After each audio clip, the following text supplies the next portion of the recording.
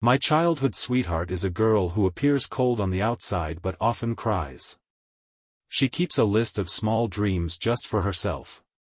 Every time I read it, I can't help but laugh with teary eyes. First, to earn a bit of pocket money on her own, and second, to use that little money to marry the man she deeply loves.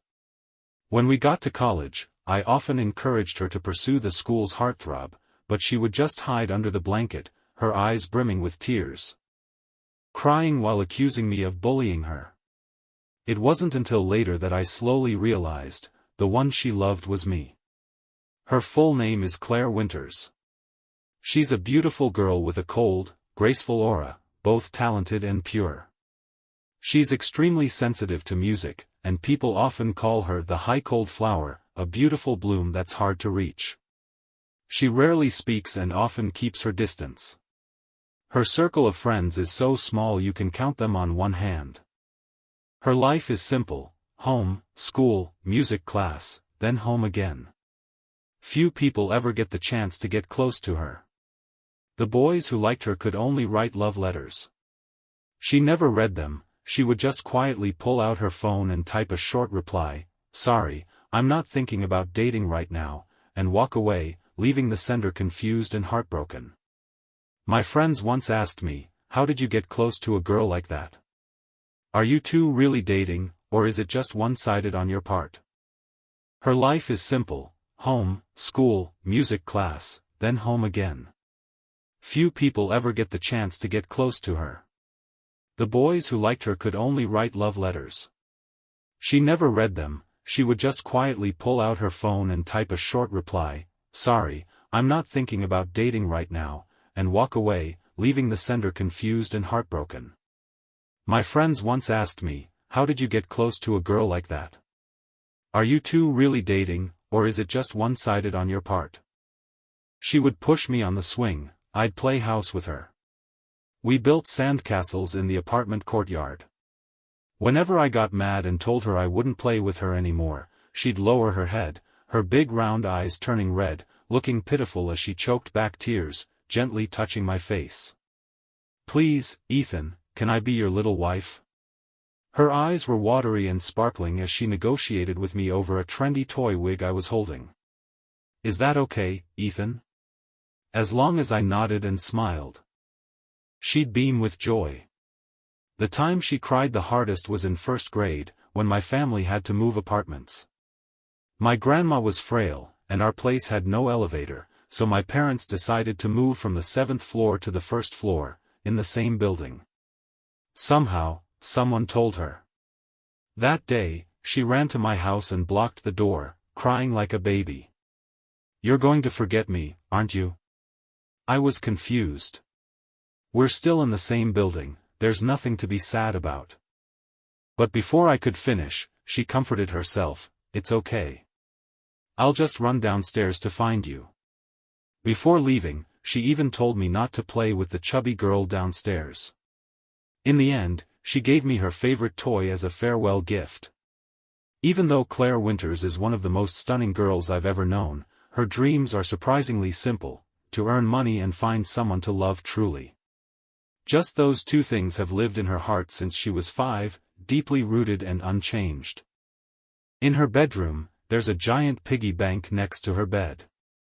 Inside is her savings, from red envelopes, house chores, and even the smallest coins she carefully collected. It actually adds up to a decent amount. One time when I was resting at her house, I couldn't help but notice how eye-catching that piggy bank was.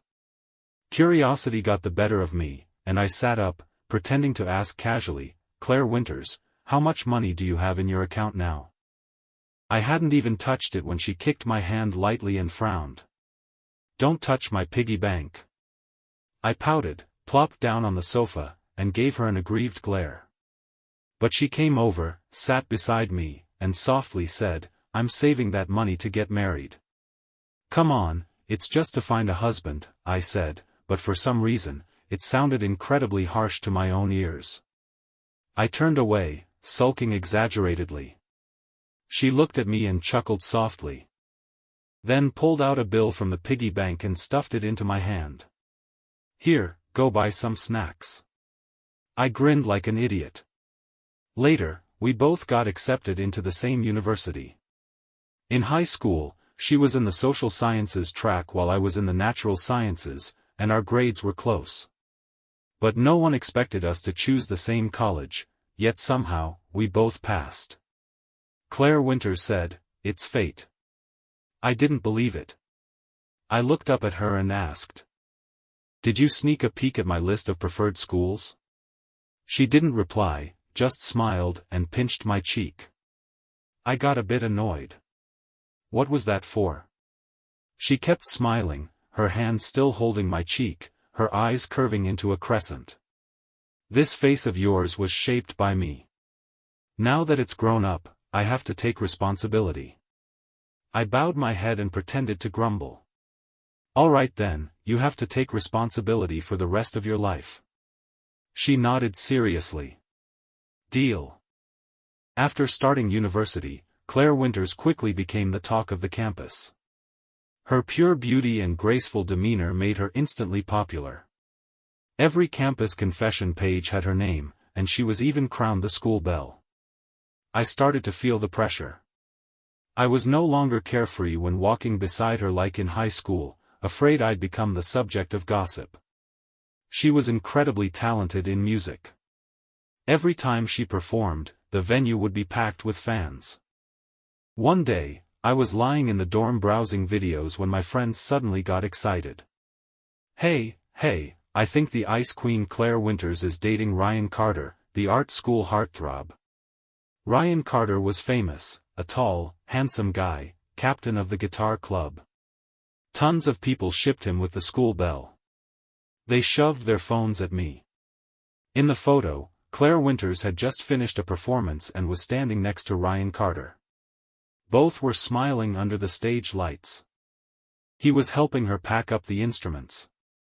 In the photo, the fair-skinned, tall boy stood beside the radiant Claire Winters. The afternoon sun streamed through the window, casting a golden glow on them. It looked like a scene from a romantic youth movie. No one knew who had captured that moment, but within minutes, the school's social media blew up. "OMG, they're too perfect together. Please just date already. I can be single, but my favorite couple must get together. The Ice Queen and the Art Prince, my ultimate ship. Even reading books is like being force-fed PDA. Who understands the pain of us single folks?" Caught in the wave of shipping hype, I sat in the dorm, swept up in my emotions. My mind drifted back to when she was 7, when Claire Winters first started saving up to marry her Prince Charming. I scrolled through the comments, chuckled quietly, then typed a teasing line, "Campus heartthrob marries the school belle." Not 2 seconds later, Claire Winters sent me a private message, "Say that one more time if you dare," followed by an angry sticker that looked like it was about to punch me in the face. I still didn't realize how serious the situation was, thought she was just playing around. So I copied the exact same line and sent it again, "Campus heartthrob marries the school belle." Seconds later, she sent a voice message. I tapped play. Her voice trembled and cracked at the end. I froze. Could it be? I immediately replied, typing carefully, word by word, "Claire, are you crying?" There were no more recordings. Just 2 words appeared on the screen, "Nope." Then a follow-up message, trying to sound casual, "I'm not the type to cry easily." But I knew, she was crying. I'd made her cry too many times since high school. I still remember that one morning when I skipped breakfast and my stomach was growling the whole time. After class, Claire Winters brought me a bag full of food, steamed buns, soy milk, even warm sticky rice cakes. She had bought a lot, but I couldn't finish them all. There was a girl nearby who hadn't eaten either, and she looked at me with hungry eyes. So I shared my food with her. After that, Claire Winters didn't say a word the whole way home. She kept a 3-meter distance from me, face cold as ice. I rushed up and tugged on the hem of her shirt. "What's wrong?" "Nothing." She wiped her eyes, red and puffy. I panicked. "Did you hurt your leg?" Is it still sore from that kick earlier? She said nothing. That afternoon, she went to fetch water on her own and happened to run into a group of mean girls bullying a new student. Without a word, she charged in, 3 against 1, and made them back off. Our classmates called her the coolest class monitor under the sun, smart and brave. Few knew that her father, a black belt martial artist, had trained her from young, not to fight, but to protect herself. I followed behind her like a little tail, pestering her with questions. Finally, she turned around and blocked my path, eyes glistening with tears. "Why?" she asked. "Why did you give the breakfast I bought you to another girl?" I stood there stunned. I couldn't finish it. "Isn't it good to help classmates?" "But I was the one who bought it for you," she cried. "Didn't you say, as class monitor, you have to treat everyone fairly?" She was so mad she couldn't speak. Her lips trembled, her face flushed red. The wind is blowing so hard, and yet I still can't blow away your stubborn logic." Back in the present, I stared at her text, "Nope." It felt like someone had wrapped a fist around my heart. I wasn't jealous of the photo. But the feeling of helplessness, watching the whole world praise her and someone else together, left a lump in my throat. Maybe I was the biggest fool in this story. She looked at me, her eyes cold, expressionless. But I knew, she was mad. And mad in a very special way. When she returned to the dorm, she slammed the door shut, the bang echoed down the entire hallway. I didn't think much of it. In fact, by the time I got home, I'd completely forgotten about the whole thing within minutes. I turned on the TV and sprawled out on the sofa, watching some light-hearted romantic comedy. The actors were attractive, the plot amusing. I laughed like an idiot, completely unaware that on the other side of the screen, a girl was silently waiting for my apology. Soon after, a message from Claire Winters lit up my phone. "I haven't eaten today. Because I'm mad at you." I paused. Claire Winters had always been strong, rarely showing emotion. But in that simple message, I could feel her sadness. "You know what? You even raised your voice at me today," she wrote. I quickly replied, "I didn't raise my voice, my tone was just a little louder than usual." Right after that, she sent a voice message. I tapped play. Her voice was hoarse, trembling, but it still carried that familiar sweet tone. "So, you're not even going to coax me?" I sat there frozen. There was no more room for doubt. Claire Winters was truly upset. Not over something trivial, but because I failed to understand her heart. A few minutes later, another message came. "I'm not going home with you today. I already asked my driver to take you back." I was stunned. Even though we lived in the same capital city, the same district, just 20 minutes apart, her words made it feel like we were worlds away. Just last weekend, she had softly said, "This Friday, I'll take you somewhere first. Then let's go home together, okay?" And now, because of one careless moment, one thoughtless remark from me, that little plan evaporated into thin air. I messaged back, "I can go home myself. I don't need a driver. I'm not a 3-year-old, I'm a super strong man." Her reply came almost instantly, her tone sharp enough to pierce the screen. "The driver's already there. Don't argue with me." Even while angry, she still didn't forget to worry about me. I had no choice but to obediently get in the car and let her driver take me home. As I reached the door to my house, I hadn't even put the key into the lock when the door suddenly swung open. My mom stood there with a face full of stern seriousness. She yanked me inside and stared at me like I'd just committed a capital offense. "What did you do to make Claire cry again?" I hadn't even processed the situation when she began to rant. "You don't even know." As soon as she got home, she was sobbing, her eyes were as swollen as walnuts. She tried to hold it in when she saw me, but she still politely asked if I'd eaten. It broke my heart. I didn't. I swear I'm even more wrong than she is. I protested. Why won't you ask me anything before assuming I'm the bad guy? My mom crossed her arms, voice unwavering. Because in this entire world, only you have the ability to make that girl cry. I was speechless. My dad chimed in, practically pushing me out the door. Her parents aren't home. What if she cries herself sick all alone? I widened my eyes. Has anyone ever died from crying, seriously? Mom glared at me. Enough with the nonsense. Go over there right now. I got kicked out of my own house like a criminal.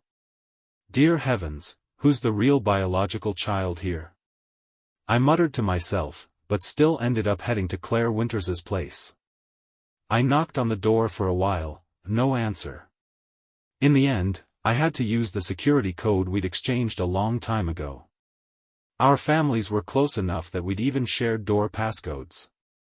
I pushed the door open and stepped inside. The house was so quiet you could hear a pin drop.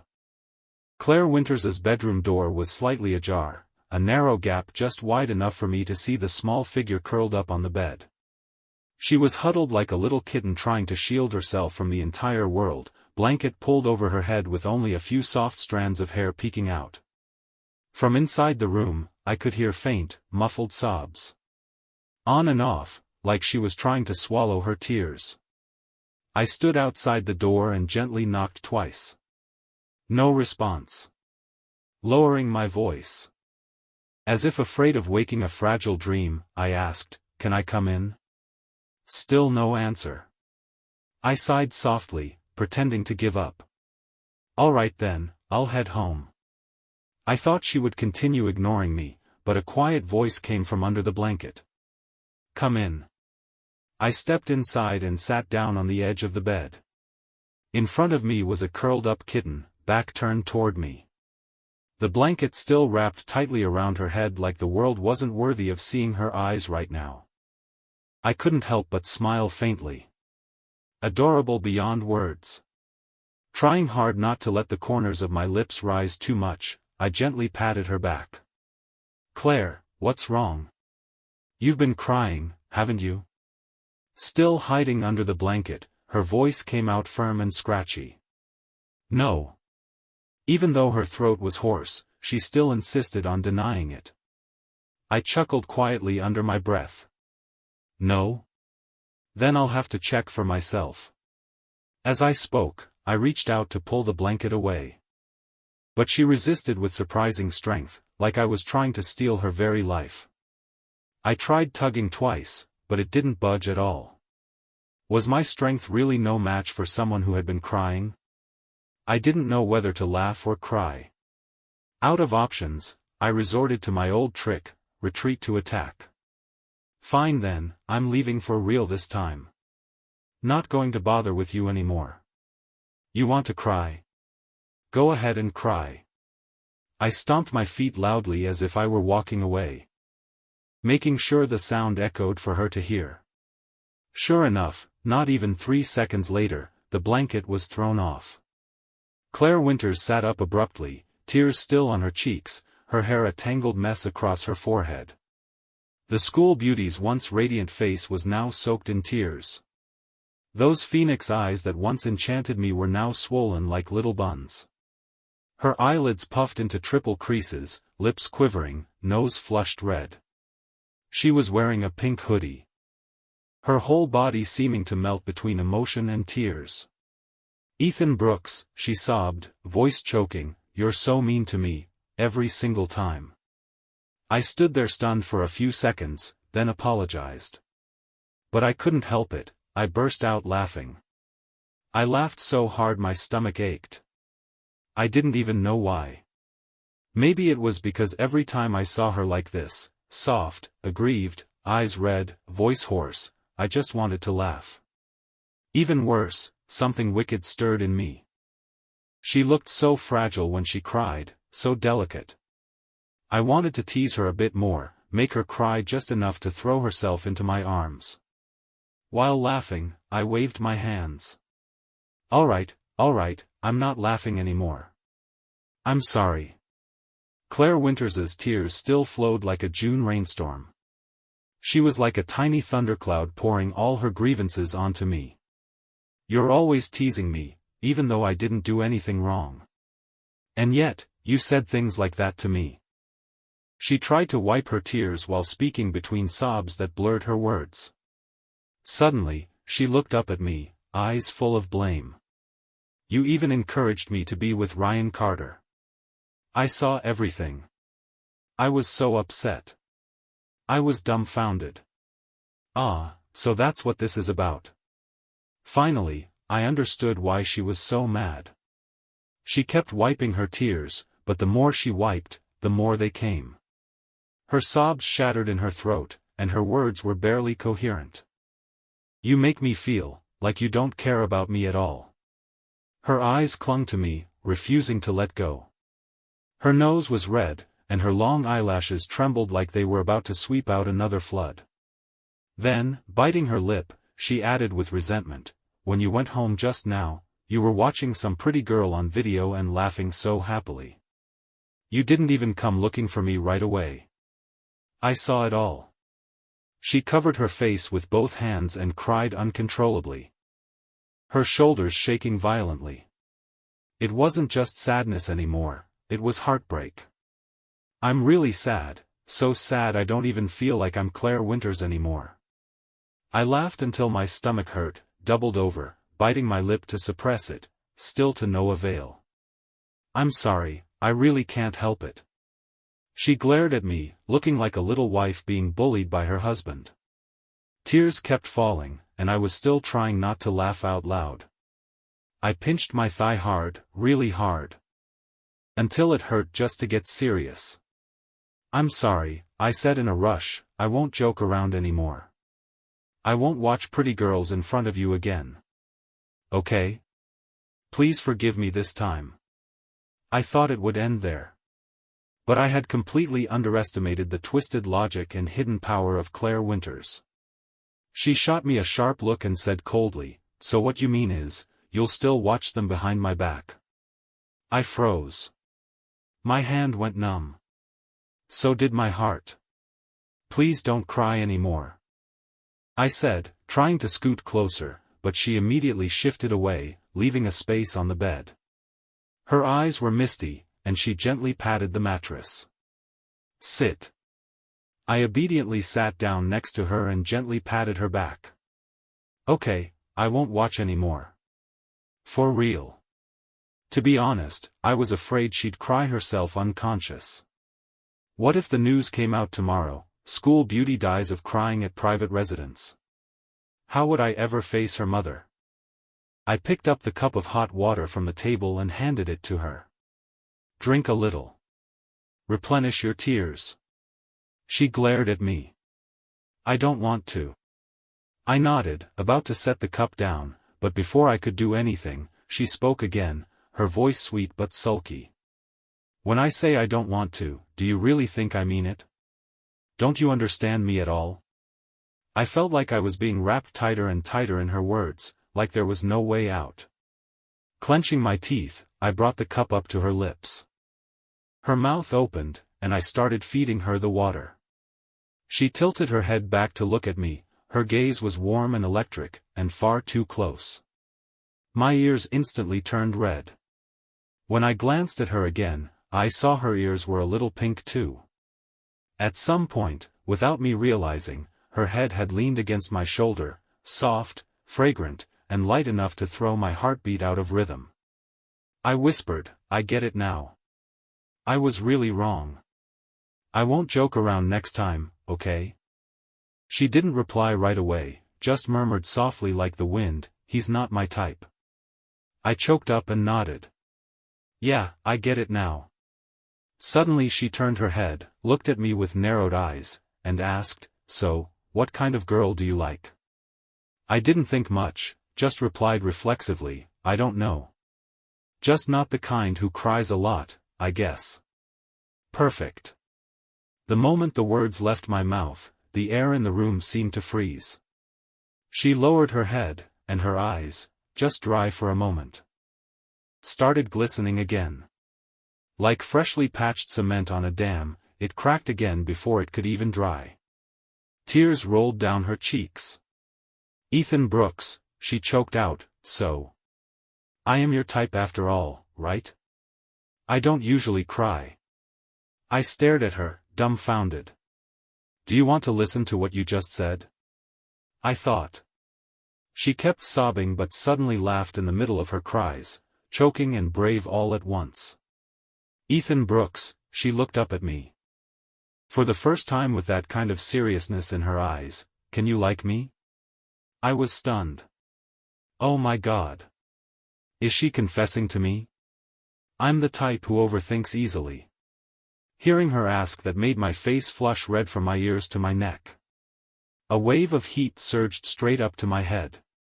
That's a bit awkward. I scrambled to change the subject like I was escaping a battlefield. "By the way, Claire Winters, why is the money in your piggy bank all gone? Last time I visited your room, it was nearly bursting." She wiped her tears and answered softly, "I used it all. I'll tell you about it tomorrow, okay? I'm sorry I couldn't take you out today, but tomorrow I will." As she said that, she hooked her pinky with mine, her expression childlike beyond words. "If you don't come find me tomorrow, you're a kitten." I snorted. Today was clearly her fault for not keeping a promise, and now she was pinning it on me. Then, out of nowhere, she threw herself into my arms and hugged my waist like it was the most natural thing in the world. Then today, I'm the kitten. Her innocent face looked up at me, her eyes sparkling as if they were about to leap out of their sockets. I swallowed. I'd always hated girls with no boundaries. But if she was going to kill me, she might as well just say it. Don't use that defenseless beauty to murder me slowly like this. The next morning, I carried 2 kilos of pork to the market for my mom, humming a little tune. As I passed the alley near my house, I suddenly stumbled upon a scene straight out of an action movie. 3 guys with dyed red and green hair were surrounding a gentle-looking man, clearly being mugged. I squinted to get a better look. It was the school heartthrob. He was dressed neatly in a suit, clutching his wallet, face slightly pale. One of the thugs with yellow hair shoved him into the wall. "Hand over the money. You want to lose some chunks of meat, huh? Good grief. Middle of the day and they were still pulling this crap." My blood boiled instantly. Without a word, I hurled the pork package I was holding. Smack. It hit the yellow-haired guy square on the neck. "Which idiot wants to die today?" he screamed, grabbing his neck and turning around. I walked up without hesitation and launched a thunderous kick. "That's your daddy, punk." He hit the ground with a loud thud, groaning like a fish out of water. The school heartthrob looked at me like I was his savior, his hand trembling as he reached for mine. "Thank you, classmate." I gestured to him. "Stand aside. I don't want to hit the wrong target." The remaining thug, a bald one, looked at me with pure contempt. "Another idiot? You wanna die too?" I didn't bother replying. People like him, words were pointless. I charged in and landed 3 crisp hits. The guy I kicked earlier hadn't even gotten up yet and was smacked again by a backhanded slap that sent him spinning. Out of nowhere, a few more dyed-hair punks jumped in. But they only lasted 3 slaps each.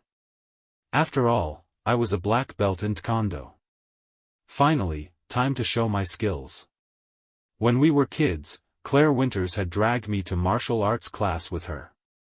I used to complain, "What nonsense are you talking about? Who just randomly learns martial arts?" She said. "So if one day I'm not by your side, you can still protect yourself." Back then I didn't understand. Now I realize, she was a prophet. The gang leader, face swollen, grabbed his cheek and shouted, "You just wait, I'll remember your face." I didn't even get to land the final blow before they all scattered faster than the wind. I brushed the dust off myself, ignoring the stares from onlookers. No need for glory. No need for medals. The school heartthrob said softly, "Thanks." His eyes sparkled in a way that made me feel a bit sympathetic. I folded my arms, trying to act humble. "It's nothing. Just helping someone in need." Then I asked, "What are you doing here?" "Looking for Claire Winters?" For someone like him to show up here, at this time. I could only think of one possibility: he came for Claire Winters. But no, he waved his hand, looking a bit embarrassed. "I came to see Madison Blake." Madison Blake, the campus goddess of the neighboring university. Famous for her stunning looks and luxurious fashion. She lived just 5 minutes' walk from my house. I nodded in understanding, until it hit me. "Wait, hold on." I looked at him suspiciously. "Didn't you say you liked Claire Winters?" He nodded firmly, his voice sincere. "Yeah, but who says I can only like one pretty girl? I can like several at once." I froze for 3 seconds. Then, like a spotlight turned on, I gave him a thumbs up. "Fair point." I patted his shoulder like a comrade. "We're kindred spirits." Thinking back on my 18 years of life, I've admired plenty of beauties too. And every time, the one who got hurt, was always Claire Winters. She cried. A lot. Just because I was too busy admiring someone else. After a moment of silence, the heartthrob pulled me into a corner, glancing around like he was checking for enemies. When no one was nearby, he whispered into my ear, "Since you saved me, I'll share a secret. But you can't tell anyone, okay?" I nodded earnestly like an elementary school kid promising to turn in homework on time. He paused, then continued. "Let me tell you, Claire Winters is actually a terrible girl." That made my eyes go round as buns. What did he just say? No way, terrible? How? The heartthrob, with a serious face, explained, "Isn't it obvious? She's beautiful, has a great figure, but we can't have her. Isn't that terrible?" Well, that was a little logic challenged, but not entirely wrong. He went on, voice flat like he was narrating a high school drama. "She told me she already has someone she likes. I confessed to her the other day and got rejected outright. She said her heart already belongs to someone else." He pulled out his phone, tapped a few times, and showed me the screen. "This is the guy she likes." I looked down. It was an old photo, one that Claire Winters had shown me before. I even secretly snapped a pic when she wasn't looking. On the left, I was wearing a little blue puffer jacket. On the right, Claire Winters with a nose so red from crying it looked like a ripe tomato. The school heartthrob continued casually, "She said the one she likes is her childhood sweetheart." At that moment, it felt like my heart was being tightly squeezed. A strange, chaotic surge of emotions rushed over me, agitation mixed with a joy I didn't dare accept. I pointed at the photo. "You're sure the person she was talking about is the one in this picture?" "Absolutely," the heartthrob nodded firmly. But then his expression started to change. He looked at me, then at the photo, then back at me again. "Wait a second, the boy in the blue padded jacket looks a lot like you." I gave a faint smirk. "It's not just a resemblance. That's me." The heartthrob's jaw dropped as if he had just uncovered a shocking secret. He placed a hand on my shoulder. "You mean, you're her childhood sweetheart?" I gave a slight nod. His eyes widened, clearly forgetting the fact that he, too, used to have a crush on Claire Winters. Then suddenly, like a fangirl, he shouted, "Oh my God, really? Do you know how much I love this kind of trope in romance novels? Childhood friends. Puppy love. Pure friendship turning into love." He excitedly bombarded me with questions. "Are you two together yet? Have you kissed? Do you have a private group chat? Add me in, I won't tell anyone, I swear." He squeezed my hand in excitement. "I'd even pay to watch the two of you fall in love," he exclaimed, his eyes sparkling like galaxies. "Calm down a bit, man," I said, sweating. "Right now, we're still just friends." "No way," he cried, even more excited than someone who just won the lottery. His eyes were glowing, his voice full of emotion. "That makes it even more perfect. It's just like those novels about unspoken love between childhood friends. Oh my God, you're literally living in a manga and don't even realize it." I rubbed my forehead and helplessly watched him wave his arms around in excitement, but deep inside, I couldn't argue, because what he said was true. I had liked Claire Winters for a very long time, so long that I couldn't even remember when it started.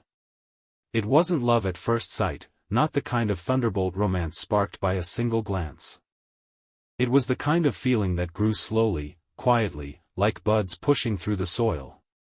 Through all the years of childhood, someone like me, who never believed in love at first sight, ended up falling for her like that. Our family moved twice, from the east side of the city to the west. But no matter how far we moved, every weekend, Claire Winters would walk all the way just to buy the meat buns from the old street corner shop, just because I liked them.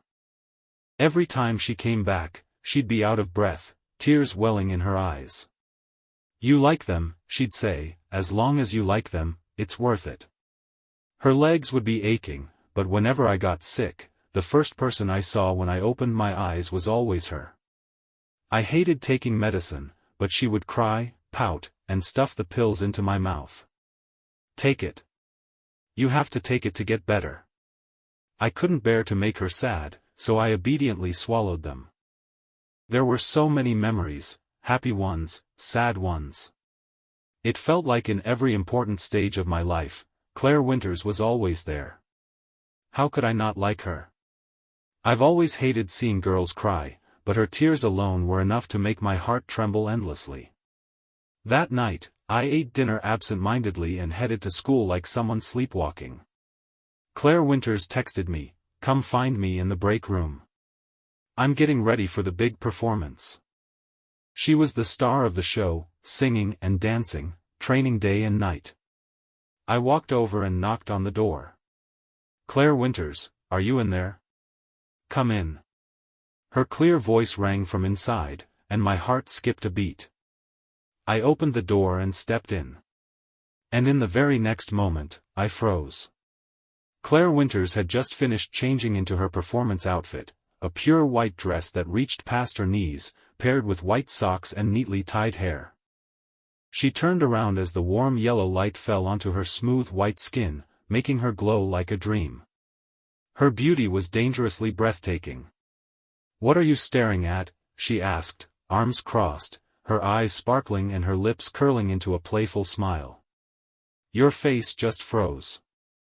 I gulped and stammered, and no, I wasn't looking at anything. Part of my brain was screaming, "Her figure is way too beautiful." "Wait. Ethan Brooks, are you getting a nosebleed again?" Claire Winters's voice snapped me back to reality. I instinctively raised a hand to my nose. Blood. Damn it. I stepped back instinctively, embarrassed to the point of wanting to crawl under a desk. Claire Winters rushed over and grabbed me by the collar. "Sit still. I'm taking you to wash your face." As I walked, I was screaming inside. Once again, I've totally ruined my image in front of her. Why do you always get nosebleeds whenever you look at me? I stayed silent, nostrils stuffed with tissues, my face red like a boiled tomato. "What do you call this?" "This is called helpless love. She's so beautiful I just can't control myself." Claire Winters suddenly burst out laughing, her eyes curving like crescent moons. "You get nosebleeds from looking at me? What, do you like me or something?" That question struck me dumb. I looked up at her. There was mischief in her eyes, but something sincere, too.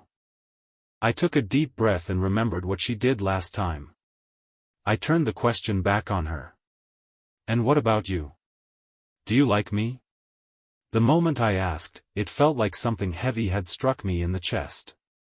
The room went completely silent. Her gaze changed. It became hazy, mysterious, but somehow brighter, as if hiding something. She raised her hand and gently brushed my hair aside, her movements slow and careful. Then she softly spoke, "Yes. I like you. I like you a lot. So much." I didn't know what to do. I couldn't think. All I felt was this overwhelming tightness in my chest. "You like me, why didn't you tell me sooner? Why didn't you say a word?" That flood of thoughts couldn't hold back the wave of emotions crashing over me. I didn't even know why. But the tears came, one drop after another. I should have been able to look at her calmly. But why now? Why now did I feel like I had missed out on so much? Maybe I could have loved her a long time ago. Why did I let things go this far? "Don't cry," came Claire Winters's voice, soft, gentle. She wiped away my tears, said nothing more, just hugged me tighter. I looked up at her, choking back a sob. You've already prepared our wedding room, haven't you?" Claire Winters smiled faintly and lowered her head a little. "Yes. I used the savings I've had since kindergarten to buy us a house. Right across from Willow Lake, the place you've always loved the most. When you pull open the curtains, you can see the vast, endless blue lake." I was so surprised I couldn't say a word. Claire Winters continued, "I was going to confess to you there yesterday, but I got mad at you and couldn't do it. But you know what? I even bought a flower for you, just one, because I know you don't like too many." I couldn't hold it in anymore. Another tear fell, not out of regret, but because I was touched. So all this time, she'd been quietly planning and worrying about our future. "You did all that, for us?" "Don't cry anymore," Claire Winters said with a soft smile. "If you haven't agreed yet, I'll keep chasing you. I'll definitely chase you forever." That line made my heart pound. I reached up to wipe away the tears, but I still couldn't stop crying as emotions surged through me.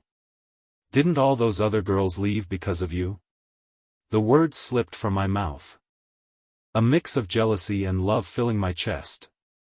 Claire Winters stayed silent, then hugged me tightly.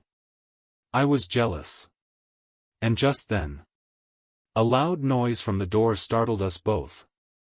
It was one of Claire Winters's teammates. "Captain, are you really not coming to the celebration party?" "Not going?" Claire Winters answered without hesitation, her eyes still fixed on me.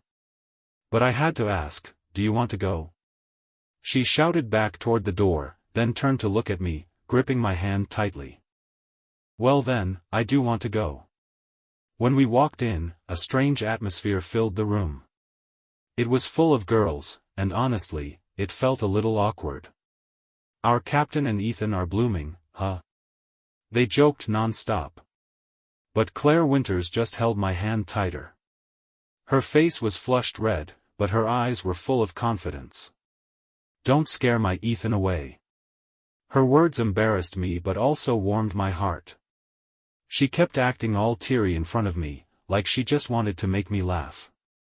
But I held it in well, only raising a thumb half-jokingly. Seriously cool, I thought. Even though her words made me both want to laugh and feel deeply moved. Her eyes sparkled with pride and joy. She talked about me like I was something magical, something extraordinary. Claire Winters really is a jack of all trades. She can play any instrument, pick up any dance, mastering them all with ease in no time. Everyone on our team admired her. No one had ever seen her fail. I said nothing, just listened, pride quietly swelling in my chest. That's Claire Winters for you, she always makes everything perfect. But right at that moment, a napkin suddenly flew over and hit me. Claire Winters, peeking from under the table, glared at me like she was about to explode. "Oh my God, who gave you permission to talk to my husband?" she shouted, then turned to me, eyes filled with jealousy. "She's jealous. The captain's mad." The girl quickly backed off, a flash of embarrassment in her eyes. I could only smile at Claire Winters, warmth blooming in my chest. She held my hand and blew gently on it, whispering, "Don't talk to her anymore." In that moment, I felt her gentleness, her light jealousy, and her love in every gesture. "You're such a clingy girl," I sighed. Then I held her hand tightly, softly rubbing the space between her thumb and index finger. She didn't answer. She just cupped my face in her hands, eyes brimming with happiness. That feeling was so special. Under the table, she was still holding my hand tightly, refusing to let go. A while later, after we'd finished eating, I noticed that Claire Winters suddenly seemed to be falling apart. Her eyes were red, like she couldn't stop crying. The girl she'd chased away earlier was the first to notice. She quickly handed her a tissue, eyes full of concern. "Captain, what's wrong? Your eyes are all red, did you get chili in them? This spicy rabbit dish is really spicy after all." Claire Winters just shook her head, but her tears wouldn't stop falling. She gripped my hand even tighter, as if afraid to let go. Everyone around was stunned. They had never seen her cry like that before. I quickly stroked her back gently and said softly, "Claire Winters, drink some warm water, don't worry. Everyone, it's okay, please keep eating." Still, the others stood frozen, eyes wide, not understanding what had just happened. Claire Winters kept crying in my arms, and I just wanted to hold her forever so she wouldn't have to shed another tear. After the party, Claire Winters took me to the new house she had bought. Her teammates stood in the cold wind, saying nothing. When I stepped inside, it felt like I had just walked into a painting I had drawn as a child. Everything was just like in my imagination, like a dream. This was the house we had imagined together all those years. A 3-bedroom home, with 2 living rooms and 1 study, filled with books I love, novels, academic books, and history texts, all neatly organized, each genre on its own shelf. Next to the bookshelf was a pot of starflowers, my favorite. The master bedroom had a bed with themed bedding. Exactly like in the dreams I had when I was a kid. Above the bed hung a photo of me and Claire Winters, a symbol of the love we had built. And then there was another room. A room prepared for our future child. I smiled at the thought. Claire Winters held my hand and led me into the master bedroom. She gently lifted the blanket, then looked at me, eyes full of love. "Ethan, will we really have a happy family like this?" When I looked up, I saw the photo above the bed. It was of me and Claire Winters, taken right after our college entrance exams. Both of our families had taken us on a trip to Savannah. We were standing by the bund, heads leaning together. Capturing a moment I'd never forget. That day, I even scolded her for not looking at the camera. In the photo, I was smiling brightly. But Claire Winters had her head lowered, her eyes full of affection as she gazed at me. Her smile was sweet, the light in it seemed to spill out beyond the frame. Our love was like a warm current, filling the entire space around us. It was surprising. She had liked me for so long. And I had been too dense to realize it. "Do you like it?" Claire Winters suddenly asked. "I love it," I replied, my voice choked. My heart was so full I could barely stand it. A feeling of happiness and emotion all mixed into one. I felt like I was dreaming. The words said in passing, the little pictures I drew in my dreams, the simple, quiet moments. She had etched them deep into her heart. Sensing something was off with me, Claire Winters immediately rushed into my arms and held me tight. "Why are you crying again?" she whispered. "Did I make you cry again?" I couldn't stop crying. Because of the little things she did for me, because of the love she gave me. She wrapped her arms around my waist and buried her face into my chest. She could hear my soft sobs. But in that moment, even the sound of crying no longer felt like it belonged only to me. Everything around us blurred. It was just the two of us, wrapped in a world of warmth and love. "Then why are you crying too?" I asked softly. Because I'm happy, she replied, voice gentle yet full of emotion. After graduation, let's get married, she said, laughing through her tears. I'll try my best to be a good wife. She cried and smiled as she made that promise to me, and I found myself loving her even more. I gently patted her back and whispered, "Aren't you silly? We're just two crybabies, that's all." She didn't reply, just giggled, cupped my face, and kissed me. A kiss that started tenderly and grew deeper, like an eternal vow between us. When both our families found out we were in love, they were overjoyed.